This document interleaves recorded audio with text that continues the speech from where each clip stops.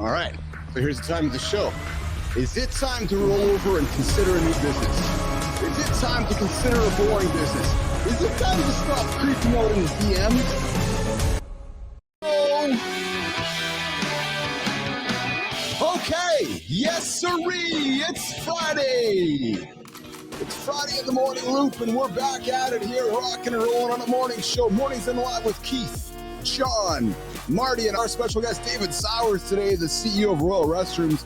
And we got a special guest coming up today as well, Brooks Swidar, joining us for In the DMs, center stage. Is it really time to wake up and go, I think I want to do something? I've probably taken at least 3 times more dumps, maybe 5 than the average human being. Once I experienced the bidet, I was like, you know what? Every toilet in both houses need bidets because I'm just not the same with, I guess you'd say, a dry wipe. It's just not the same. The only morning show to help you guys get your day started, to help you guys hit those big audacious goals and help you guys be accountable to the next. I hated every fucking second of it, but I did it. So there you go. Boom. Check that off. It's okay to restart, right? A mistake is just an opportunity. It's all about how you frame, how you look at what's going on around. It is hard to continuously be positive and energetic, but being grateful, it resets your mind and it makes you think about the wonderful things, and it really changes that entire attitude from the negative connotation that you want to jump to. My brain always starts off to doom and gloom.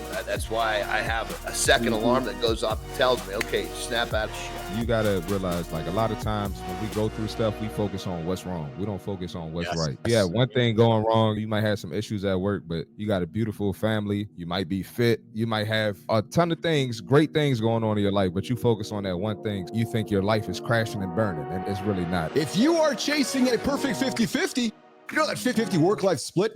You have already lost. Yeah, here's why. Life does not stay still. Family needs change. The diapers need changing. Yeah, work demands can shift. Personal challenges, they pop up. In other words, shit happens. Trying to balance it all is like playing that fucking game of whack-a-mole. Whack, whack. Success, it's not about balance. Nope, it's about intentional imbalance. Men, stop. I want to work with you. I want to get to know you, but you gotta stop creeping me out with all these creepy DMs. I'm a male and I don't really worry too much about this stuff, but there's some freaky shit that goes on in my DMs.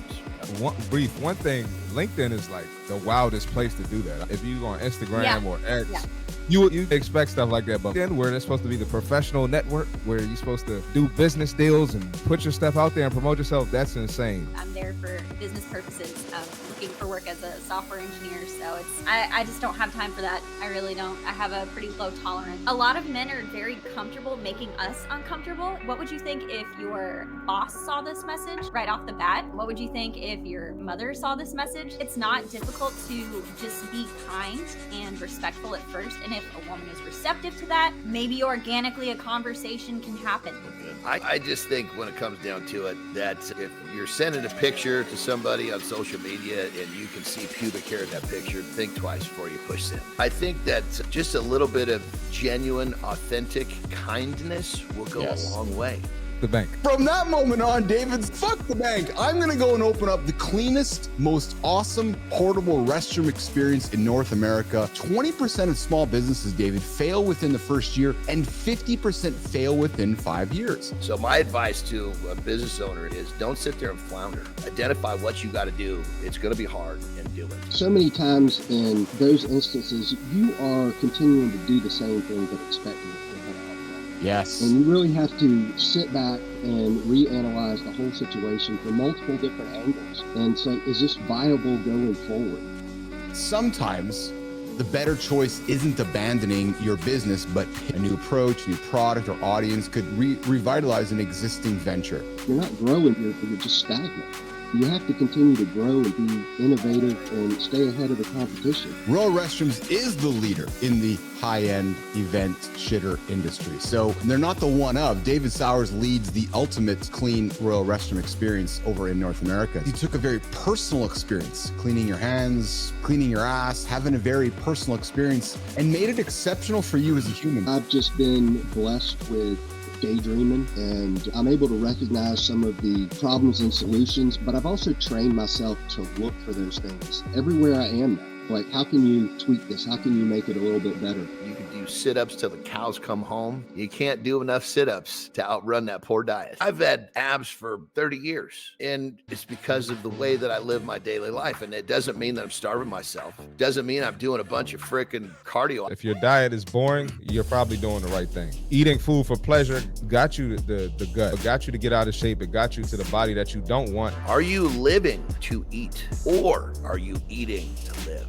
About that. If you're living to eat, you don't realize that food has created, you basically created your own prison walls. We humans blame everything for gaining weight, blame everything for getting obese, but I don't see any obese lions and tigers out here. You think that I was terrified to be this big purple Teletubby back in the day. Now I wear the purple, I'm comfortable in it, and people, oh, let you eat it. No, it's my brand. That is my brand. And I am out there putting it out there so that to make an impact, to make a statement, to make it memorable, you have to step out of your comfort zone to make people uncomfortable or to make people look at you. Say it loud and say it proud with that purple, the royal color. In this noisy world, being memorable is key. When nobody wants to talk about anything, the status quo remains the same until it's challenged. And we challenged it, and we punched it in the face. I have grown up with shitty outhouses my entire life. Why is not somebody creating clean restrooms? And you took the mantle and you owned it. If I hadn't have been pissed on and pissed off about it, it wouldn't have evolved.